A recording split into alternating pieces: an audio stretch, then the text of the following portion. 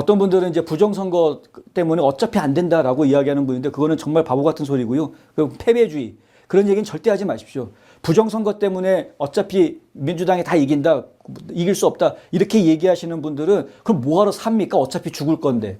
어차피 사람들은 다 죽게 돼 있는 인생인데 뭐하러 삽니까? 그 얘기랑 똑같은 겁니다.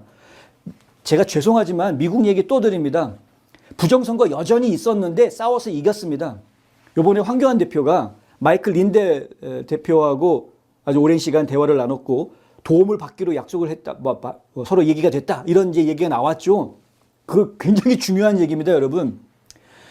다른 부분들은 부방대 노력으로 처리가 할 수 있습니다. 현장에서 벌어지고 있는 부정들에 대해서는 이거 잘못된 거예요 라고 깃발 올리고 이거 즉각 개입해가지고 그거를 사표로 만드는 그러한 작업들은 현장에서 진행이 될 수가 있습니다. 부정선거 현장에서 발견할 수 있는 것들은. 근데 제일 어려운 부분이 뭐였냐면 나중에 전산 조작하는 거였거든요. 전산 조작하는 걸 어떻게 막을 것인가 하는 부분이었는데 린델 팀에서 도와주겠다라는 얘기예요. 이게 시작입니다. 자, 린델 팀이 도와주겠다라고 하면 머스크 팀에서는 안 도와줄까요? 일론 머스크? 일론 머스크도 그런 사이버 팀이 있지 않습니까? 부정선거 가서 퇴치하는 사이버 공격하고 막 서버 무력화시키고 막 이런 공격들하고 그런 팀이 있거든요. 예? 패트릭 번이랑 일론 머스크랑. 이 사람들이 그러니까 미국에서 부정선거를 막으려고 사이버 공격하지 못하게 차단해주고 하는 그런 작업을 했던 대해커 팀들이 한국 선거 도와주겠다는 이야기가 나온 겁니다, 지금. 엄청난 이야기입니다, 이 이야기는. 그러면 부정선거 때문에 투표 하나만 하다라고 이야기하시는 분들은 다, 야, 꺼져. 그런 얘기 하지 마, 이제 더 이상. 예, 그런 얘기는 하지 마십시오, 이제. 부정선거 못하게 만들어주는, 도와주는 원정군들이 생긴 겁니다. 그들이 실력을 발휘할 수 있을지 어쩔지는 해봐야 알겠죠. 예, 그리고 첫 번에는 실패할 수도 있습니다. 뭐 처음에는. 예, 아직 미국 선거에 대해서는 연구를 많이 했지만 뭐 한국 선거에 대해서 이들이 얼마나 연구했는지 저는 모르니까. 아니, 지켜보시자는 거죠. 예. 이 해커들 연결되기 시작하면 아주 재미있는 일들이 많이 벌어질 겁니다. 2024년 미국 대통령 선거 때 결정적인 제보를 해준 해커는 일본에 있었습니다. 일본에 있는 해커가, 신원 절대 얘기 안 하고 있죠. 지금 누군지 아무도 모릅니다. 일본에 있는 해커가 IP 어드레스를 알려줬습니다. 세르비아에 있는. 이게 도미니언 서버 IP 어드레스다. 그거를 알려줘서 그 IP 어드레스를 가지고 일론 머스크 팀이 해킹을 해가지고 공격을 했던 겁니다. 서버 공격을. 그래서 2024년 대통령 선거 치르기 3일 전에 이 도미니언 서버를 무력화시켜버렸다. 다운시켜버렸다는 거죠. 그래서 해킹을 못하게. 그게 결정적이었다라고 이야기를 하고 있는데 숨은 해커 일본에 있습니다. 한국 바로 코앞에 있는 겁니다. 이런 조직들이 같이 움직이게 되면 그러면 한국에서 벌어지는 사이버 공격은 막을 수가 있다. 두 번째, 많은 사람들이 나와서 투표를 하면은요, 그러면 아무리 조작을 하고 싶어도 한계에 부닥치게 됩니다. 그게 미국에서 썼던 방법입니다. 무조건 투표하십시오.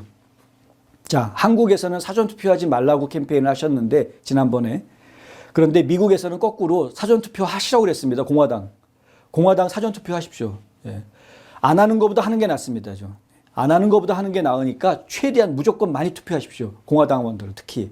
이게 공화당이 2024년에 선거운동을 했던 캠페인 방법이었습니다. 무조건 많이 투표해라. 랜드슬라이드, 산사태 밀려오듯이 그렇게 이겨야 된다. 그냥 덮어버리자.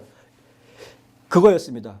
자, 이제 사이버 해커들 막아주는 그러한 팀들 도움까지 받을 수 있는 상황이 된 거니까 사전투표하지 마라 이런 얘기 하실 필요 없습니다, 이제는.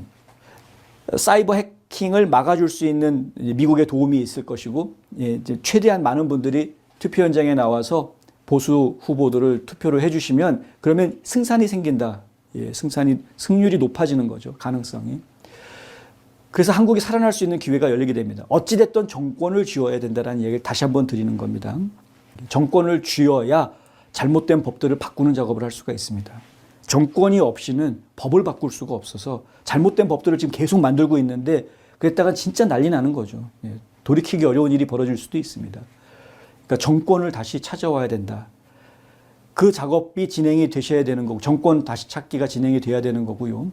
예, 그리고 윤석열 대통령 석방운동도 함께 이제 진행이 되겠죠. 윤석열 대통령이 석방이 되면 지금 이러한 그 부정선거 퇴치 운동에 상당히 큰 힘이 되어줄 수 있지 않을까라는 생각도 한번 해봅니다. 망명을 하는 게 아니라 한국 내에서 투쟁을 할 수 있는 그런 상황이 될 수 있기 때문에 저는 그 부분은 상당히 희망적인 모습이 될 수 있을 것 같다 기대가 됩니다. 실제로 그 일이 벌어질 수 있을지 없을지는 저는 솔직히 모릅니다. 예. 근데 그 일이 가능하게끔 만들어 주시는 거는 대한민국 국민 여러분들이 해주셔야 되는 일입니다. 훨씬 더 많은 분들이 투쟁해 주셔야 되는 거죠. 투쟁하는 모습을 보여주셔야 되는 거죠. 언론들이 기사 한 줄 안 써줍니다. 라고 이야기하시는데요. 예, 걱정하지 마시고 보수 언론 기자들 찾으세요. 맨날 그 개 같은 좌파 언론들 기자들만 바라보지 마시고 저도 여기 미국에서 기사 쓰는데 정말 속상한 게 아니 우파들이 우파 단체 활동을 한다고 그러면서 우파 언론에는 광고를 안 내고 좌파 신문 가가지고서는 광고 내달라고 막 그리고 좌파 신문들이 광고 안 내주죠. 우파 행동하는데 태극기파 뭐 집회하는데 좌파 언론들이 우리는 이런 거 광고 안 냅니다 이러죠. 근데 그러지 마시고 우파 언론들 살려주십시오. 우파 언론들한테. 그 우파 언론들이 보도하면 되는 거 아닙니까? 기사 나온다니까요. 그럼 우파 언론들이 기사 쓴 거 공유해주고 퍼뜨려 주시면 되는 거라니까요. 그러면은 되는 겁니다. 근데 기자들이 안 나와요. 기자들을 부르십시오. 우파 언론사 기자들을 부르십시오. 기사 쓰라고. 그리고 광고도 내주고. 이러면 되는 건데 왜 자꾸 안 된다 그러면 될 일도 안 되는 거고요. 된다 그러면은 안 될 일도 됩니다.